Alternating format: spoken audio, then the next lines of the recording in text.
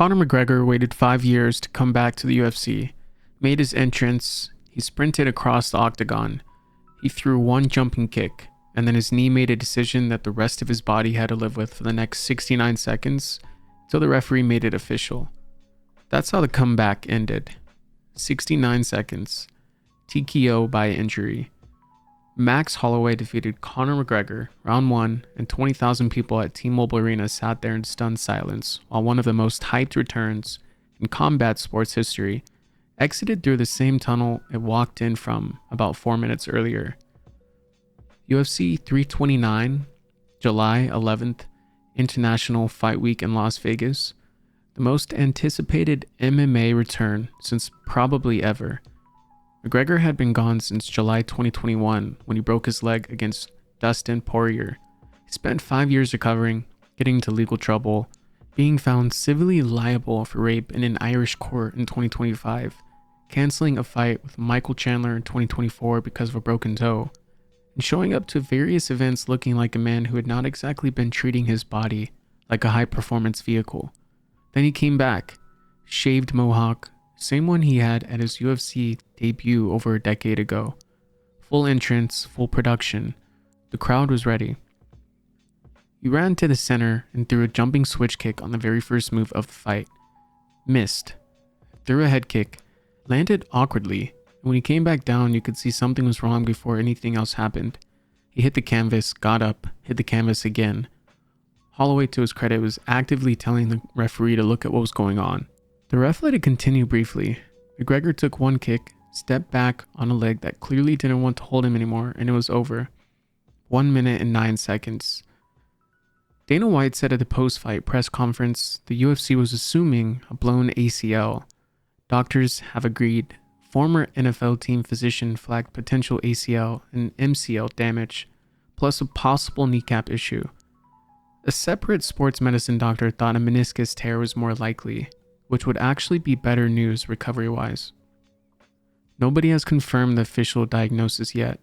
McGregor left the arena immediately, didn't do the octagon interview, didn't go to the press conference, walked straight into a waiting car still in his fight gear, and disappeared into Las Vegas. He posted on social media a few hours later, and the statement was something he said, "My head gasket is gone, destroyed." He denied having any injury going into the fight. Said he was throwing kicks throughout camp and backstage before the walk. Said it came out of nowhere. Said he was beyond dark. Said the devil was literally in his face. Said he would be at church on Sunday. But here's where the story actually gets interesting. Because while McGregor was posting on social media, the UFC itself was replaying a very specific piece of footage.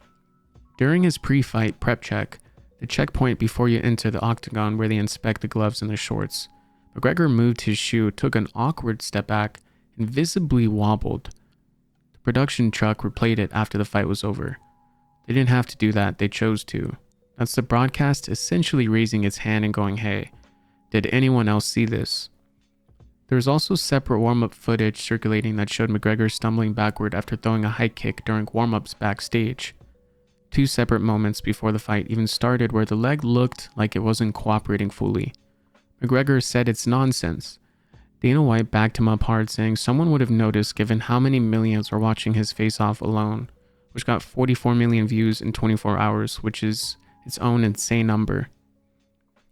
But here's the thing, McGregor has fought injured before.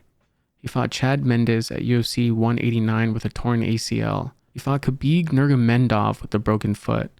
Doctors warned him of microfractures in his tibia before his third fight with Poirier.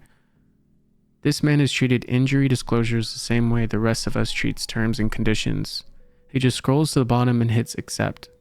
So the idea that he might have walked into UFC 329 with something already wrong is not some wild conspiracy. It's actually very consistent with his entire documented history of doing exactly that.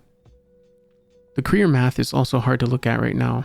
Since 2017, McGregor is 1-4 inside the octagon. He's now lost 3 straight. His only win in 6 years was a 40-second finish of a badly faded Donald "Cowboy" Cerrone in January 2020. Every appearance since has ended in a stoppage loss or an injury cancellation.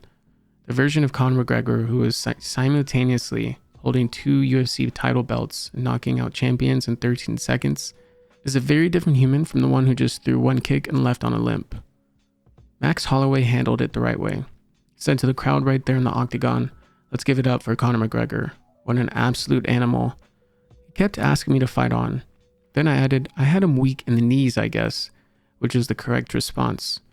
Gracious, and then immediately funny.